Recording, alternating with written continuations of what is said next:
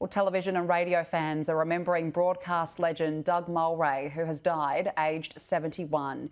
Known to many as Uncle Doug, he passed away in intensive care in a Sydney hospital. An energetic entertainer and broadcast veteran, Douglas John Mulray became one of the country's most influential and popular radio personalities.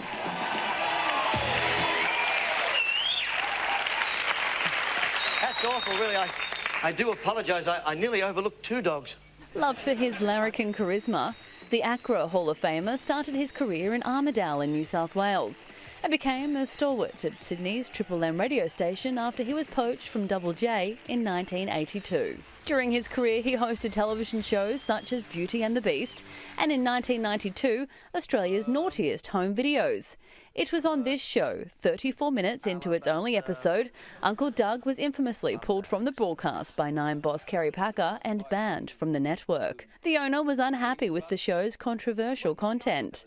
Doug Mulray returned to the Nine network in 2005 for the TV series Starstruck.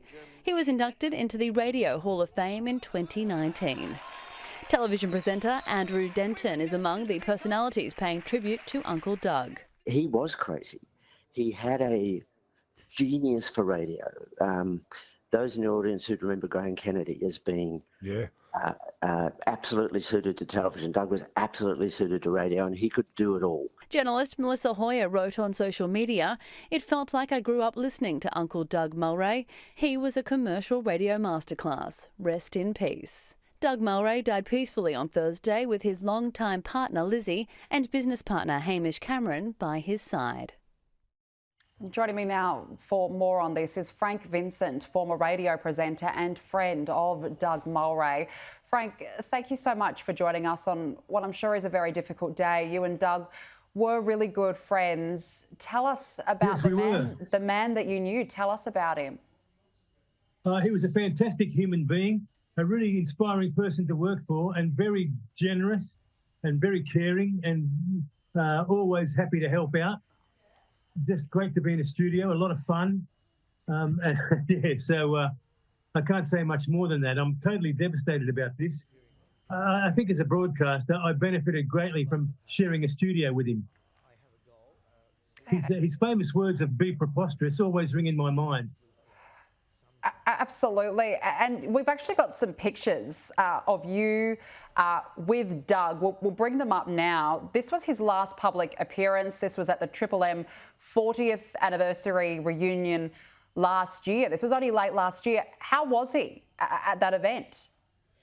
He was very sore, actually. He had a hip replacement and his knees were very sore. Everyone who wanted a photo with him had to wait because he was finding it difficult to stand up. In fact, when I heard that, I went up from behind to grab him and hug him, and I couldn't let him go. I just kept hugging him and tighter, and it was very, very an emotional moment. Yeah, I can imagine it would have been very emotional. And as you said before, he's had such an incredible career. How big of an impact did he have on the broadcasting world?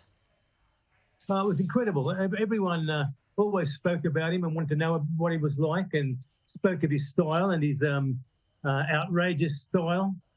I think he had a huge impact on everyone. And everywhere I went, people always asked me many questions about him and what it was like to work with him. I can't speak highly enough of what it was like, because he was just a great influence on me as a broadcaster and a human being, because he was a great man and a very intelligent man. He was of Mensa intelligence. And so on general things, he'd always, after a major event, he would always come in first thing in the morning and try out his lines on you, which if you burst into laughter, he would use it. If you didn't, he would think second about it. Well, let's talk about that. He would have a second.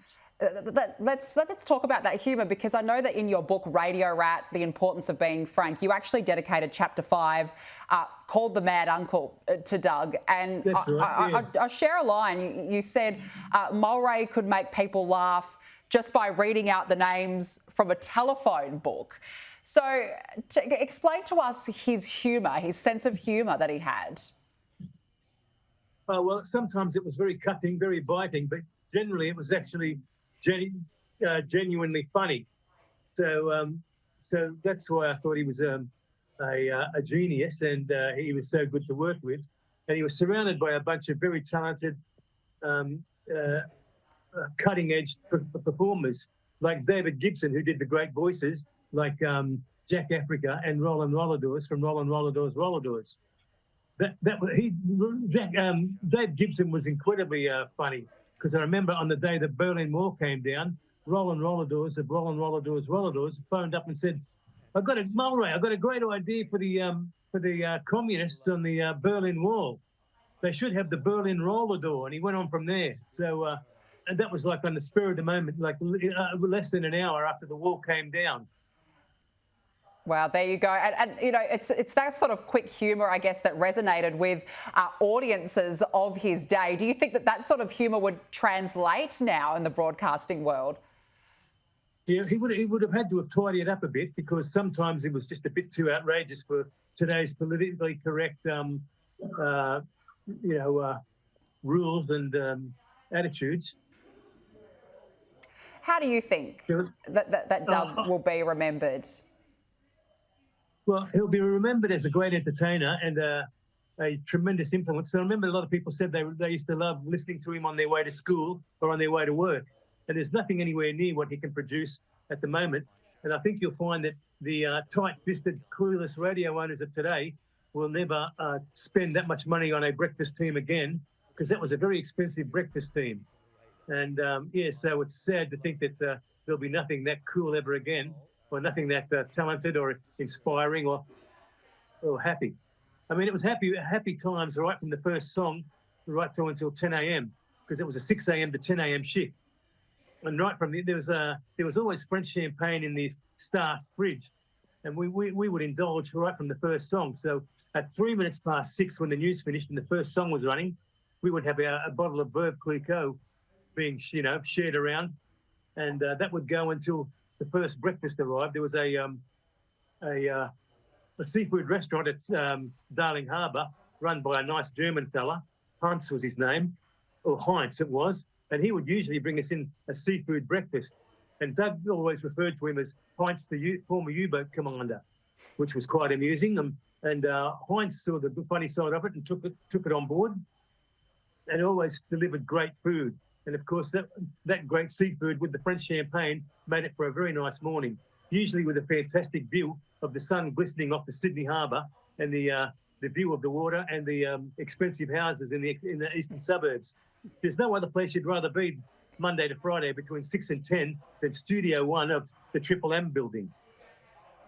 Wow. I mean, these are just such incredible memories. And look, he really was a radio legend, as you said, Frank. And I know that you shared a lot of great memories with Doug. So thank you so much for joining us and sharing those with us today, Frank Vincent. It's really lovely to speak with you. Thank you for joining us.